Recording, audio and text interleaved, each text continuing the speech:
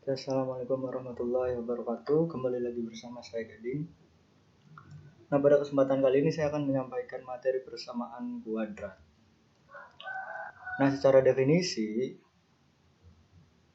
persamaan kuadrat itu merupakan persamaan yang variabelnya memiliki pangkat tertinggi, yaitu 2. Nah, ini bentuk persamaan kuadrat, bentuk umum dari persamaan kuadrat. AX kuadrat tambah BX tambah C sama dengan 0. Nah, pada persamaan kuadrat itu ada satu syarat yang harus terpenuhi. A-nya itu tidak boleh sama dengan 0. Kenapa harus demikian? A tidak boleh sama dengan 0. Nah, kalau misalkan kita substitusikan A-nya itu sama dengan 0, maka pangkat tertingginya itu X pangkat 1, yaitu pangkat 1. Nah, ini tidak memenuhi dari definisi awal persamaan kuadrat. Nah, maka ini harus terpenuhi. A-nya itu tidak boleh sama dengan 0. Nah, untuk menentukan akar-akar kuadrat pada persamaan kuadrat ada tiga cara. Yang pertama faktorisasi, yang kedua melengkapkan akar kuadrat. Nah, yang ketiga itu pakai rumus ABC. Nah, kita akan membahas yang pertama dulu mengenai faktorisasi.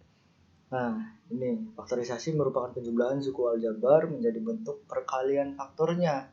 Jika kamu melakukan faktorisasi persamaan kuadrat, artinya kamu membuat perkalian dua buah persamaan linear.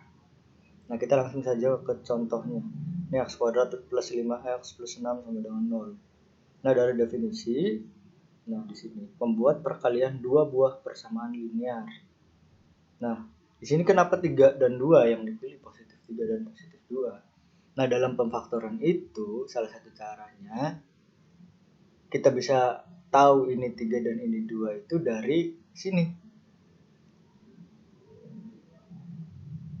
Nilai atau angka berapa jika dijumlah hasilnya 5 dan dikalikan hasilnya 6. Nah, ya pasti 3 dan 2. Nah, dapat bentuknya seperti ini, sesuai definisi ini, perkalian dua buah persamaan linear, X tambah 3 dan X tambah 2 sama dengan 0. Nah, kenapa sih kemudian di sini X sama dengan min 3 atau X sama dengan min 2? Nah, kita misalkan dulu. Persamaan linear yang pertama, X tambah 3 ini kita ibaratkan kotak 1. Nah, ini kotak 2. Sama dengan 0. Nah, kotak 1 dikalikan kotak 2 ini harus sama dengan 0. Maka dari salah satunya ini harus mempunyai nilai 0.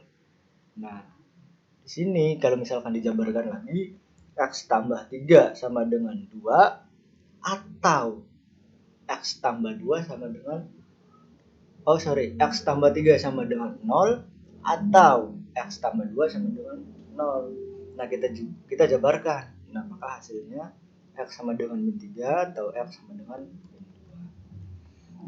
2. Nah, cara yang kedua nih, mencari akar-akar, yaitu dengan melengkapkan kuadrat sempurna. Kita punya bentuk yang sama nih, bentuk umumnya seperti ini. Nah, pada cara melengkapkan kuadrat sempurna itu bisa dilakukan dengan cara ini, yaitu bisa dijabarkan menjadi seperti bentuk ini, X tambah P kuadrat sama dengan Q. Nah, di sini bentuk persamaan kuadratnya X kuadrat tambah 5X. Ini seharusnya 8X. X kuadrat tambah 8X tambah 6 sama dengan 0. Nah, di sini kita rubah bentuknya seperti ini. Nah, kalau misalkan kita rubah bentuknya seperti itu, nah dari persamaan ini nih, X kuadrat tambah 8X tambah 6. Kita pindah ruaskan. Nah, untuk menghilangkan angka 6 di sini agar pindah di sini, kita kurangi dengan 6 kedua ruasnya. Nah, maka hasilnya akan seperti ini. X kuadrat tambah 8X sama dengan min 6. Kemudian kita cari nih angka di mana angka ini namanya aja kan melengkapkan kuadrat sempurna. agar ini menjadi kuadrat sempurna. Kalau ada x kuadrat tambah 8x maka 16. Untuk mencari nilai kuadrat sempurna. Nilai kuadrat sempurna dari persamaan ini yaitu x plus 4 kuadrat. Nah, jika di sini dikasih 16 ditambah 16 maka sebelah kanannya pun harus ditambah 16. Nah, kita uraikan. Min 16 tambah 16 itu sama dengan 10. Nah, agar pangkat 2-nya hilang, kita kan cari x. Nah, pangkat 2-nya itu harus dihilangkan dengan cara ruas sebelahnya itu diakarkan.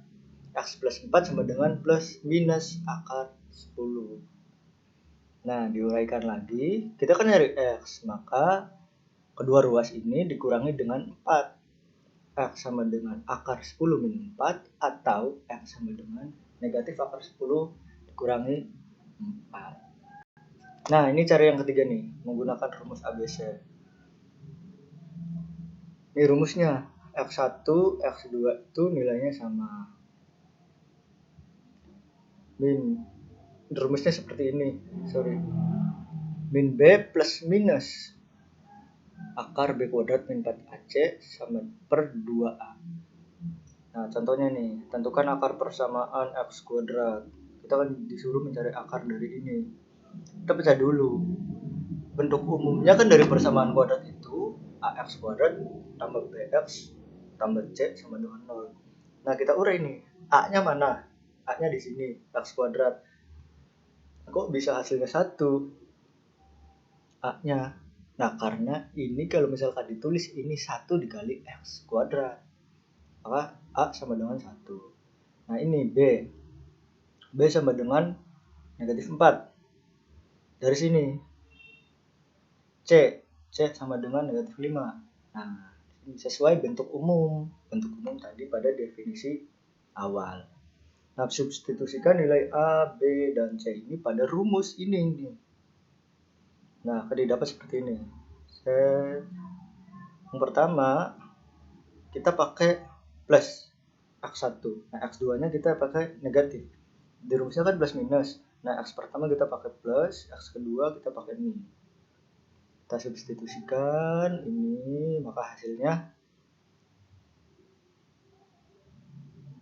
4 ditambah akar 36 per 2. Ini 4 dikurangi akar 36 per 2. Kok bisa hasilnya 5? Ini bisa hasilnya negatif 1. Nah, akar dari 36 kan 6. 6 tambah 4. 6 tambah 4, 10. 10 dibagi 2. 10 dibagi 2, 5. Nah, di sini negatif. Ininya akar 36 itu 6. 4 dikurangi 6 berarti negatif 2. Negatif 2 dibagi 2, negatif 1. Nah, didapatlah akar persamaan dari X kuadrat min 4X min 5 sama dengan 0 itu adalah X sama dengan 5 atau X sama dengan negatif 1. Nah, itu ada 3 yang udah kita bahas untuk mencari akar-akar persamaan kuadrat. Nah, ini ada satu contoh soal yang mungkin menjadi semacam kayak untuk kalian berpikir lah. Ini contoh, ada persamaan ini, X kuadrat ditambah 9X tambah 18 sama dengan 0. Kita akan mencari akar-akar ini menggunakan faktorisasi. Angka berapa jika ditambah hasilnya 9 dan dikalikan 18, 6 dan 3. Karena ini positif semua, jadi di sini X plus 6 dikali X plus 3. Maka ini X min 6 atau X min 3. Nah, kalau misalkan konsepnya seperti ini, jadi kan ini berarti kan kita kotak pertama, dan ini kotak kedua sama dengan 0. Atau kan jadinya. Nah, boleh dong kalau misalkan saya masukin ini nih diganti dengan X1 dan ini X2 dengan akar-akarnya yaitu X1 dan X2 sesuai konsep yang tadi dipaparkan kan mengenai faktorisasi. Nah, oke. Kita uraiin ini. X dikali X kuadrat. X dikali min X2. Berarti negatif X2X. Nah, ini negatif X1 dikali X. Nah, jadinya negatif X1 ditambah X2 dalam kurung X. Nah, ini negatif X1 dikali negatif X2. Berarti kan positif, negatif dengan negatif. Nah, ini sama dengan 0. Nah, kita kembali lagi ke bentuk umum dari definisi yang pertama tuh. Bentuk umumnya AX kuadrat tambah BX tambah C sama dengan 0. Nah, kita coba bagi kedua ruasnya dengan A. Bentuk yang awal tadi itu. Nah, di sini kan didapat X kuadrat tambah B per A X tambah C per A sama dengan 0. Nah, ini karena bentuknya sama, boleh dong kalau misalkan kita samain, dalam artian karena bentuknya sama, boleh berarti kita menemukan rumus baru nih, atau sifat-sifat, menemukan sifat-sifat dari persamaan kuadrat dengan cara ini. Ini kan bentuknya sama. Nah, kita sama dengankan antara persamaan ini dan persamaan ini. Karena bentuknya sama sih. Nah, kita ambil negatif X1 tambah X2. Nah, ini sama dengan B per A. X1 tambah X2 itu sama dengan min B per A. Nah, didapatlah sifat yang pertama.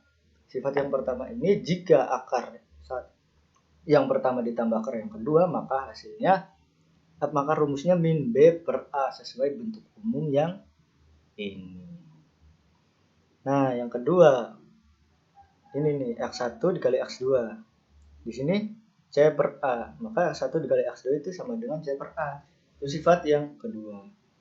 Nah, dari sini nih, konsep dasarnya itu seperti ini. Kalian nggak perlu ngapal rumus banyak-banyak pada persamaan kuadrat, cukup kalian ngerti aja. Oh, definisi dan bentuk umumnya seperti ini. Nah, kalian tinggal